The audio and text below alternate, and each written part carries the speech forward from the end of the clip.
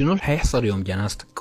اللي حيحصل يوم جنازتك انه بعد ساعات بسيطة البكا بتاع الناس حيخف، واهلك حيكونوا مشغولين في اكرام الضيوف، اصحابك ومعارفك حيكونوا بيشربوا كوباية شاي وبيتناقشوا في شؤون الحياة، وبعد شوية معارفك اللي ما قدروا يجوا العزاء حيتصلوا ويعتذروا بسبب ظروف حصلت لهم، ومديرك حيكون منزل وظيفة وبيدور على البديل بتاعك. بعد ايام بسيطة اولادك واخوانك حينزلوا المدارس او الشغل لانه الاجازة بتاعت العزاء انتهت، وبعد شهر زوجك او زوجتك حيكونوا بيشوفوا لهم في مسلسل ولا برنامج ترفيهي وبيضحكوا من كل قلبهم كأنه انت ما كنت موجود. الناس حتنساك كده، ولحظتها انت حتسأل نفسك انت كنت عايش طول عمرك لمنه؟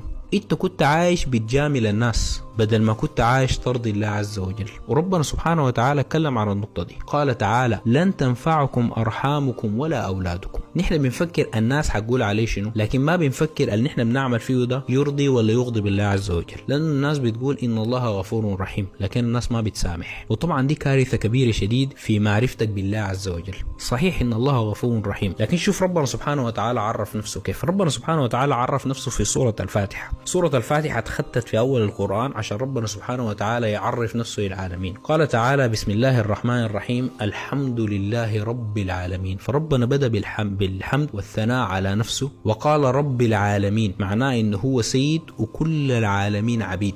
ودي النقطة اللي انت لو فهمتها حتفهم القرآن كله، انه هو ده السيد ونحن عبيد، وعنده حاجات طلبها منك انت مفترض تنفذها. بعدها قال الرحمن الرحيم. شنو الفرق بين الرحمن والرحيم؟ الرحمن يعني رحمة واصلك أسي. لما في اللغة العربية لما تقول آن مثلا جعان عطشان غضبان، معناه أنا الآن جعان ولا أنا الآن غضبان. فالرحمة معناه رحمة واصلك أسي لكن اللي قدام ما في، يعني لما أقول أنا جعان أنا أسي بكون جعان. يلا الرحيم دي رحمة مؤجلة. يعني أنا مثلا لما نقول أبوي ده راجل حنين، يعني ما شرط إنه هو صفة الحنية دي تكون مفعلة الآن، ممكن يكون شخص عادي. زي ما قال عبد الله بن عباس رضي الله عنه رحمن في الدنيا ورحيم في الآخرة. لكن انت بعد ده اتخيل معاي انت مثلا عندك سيد وداك منطقة وقال لك في المنطقة دي اعمل اي حاجة لكن ما تعبر الخطة، اذا عبرت الخطة حتتعاقب. فبقيت قاعد في المنطقة دي، بعدها قمت اتعترت وقعت عديت الخط، خفت لقيته ما قال لك حاجة. تاني يوم مشيت مثلت انه انت بتقع وقعت بهناك برضو ما قال لكش، فهنا قمت شجعتها. ثالث يوم بقيت بتمشي وتجي، بعد شويه خلاص اتعودت، رابع يوم خامس يوم سادس يوم وهو ما سالك نهائي. جبع السنتين قال لك تعال انت اليوم الفلاني والفلاني والفلاني مشيت الحتت دي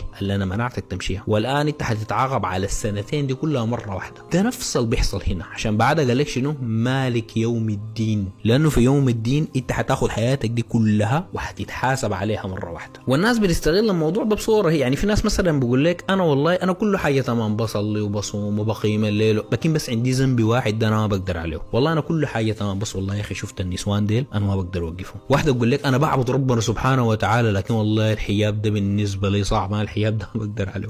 ربنا سبحانه وتعالى قال بلى من كسب سيئه واحاطت به خطيئته فاولئك اصحاب النار هم فيها خالدون. انت لما تكون عندك سيئه انت متمسك بها، الحاجه دي بتفسد قلبك، ولما تفسد قلبك وتبقى بتطلع من الخضه وبتجي وانت ما مهتم، الشيطان حيدخلك في ذنوب تاني، ممكن بعد كده ممكن تخلدك في النار، حتى ممكن تدخلك في كفر. اي صح ان الله غفور رحيم، لكن كمل الايه ان ربك لذو مغفرة للناس على ظلمهم وان ربك لشديد العقاب. السلام عليكم.